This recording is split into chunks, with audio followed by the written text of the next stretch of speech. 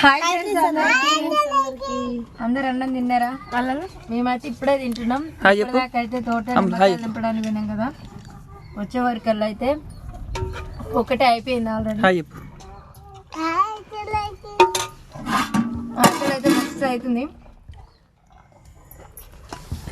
అమ్మ అయితే వచ్చే వరకే ఉల్లినారు, కోడిగుడ్లు, టమాటాలు, పచ్చిమిరపకాయలు వేసి అయితే కూర వండింది. చాలా అంటే చాలా బాగుందమ్మ, నిజంగా మంచిగా కట్టెల పొయ్యి మీద 1-2 గంటలు వండుతుంది అమ్మ నా లెక్కన కూర. చాలా అంటే చాలా టేస్టీ ఉంది. ఉల్లినారు, కోడిగుడ్లు, టమాటాల కూర నాకైతే ఇట్లా వండితే చాలా ఇష్టం. అది అమ్మ వండితే ఇంకా ఇష్టం.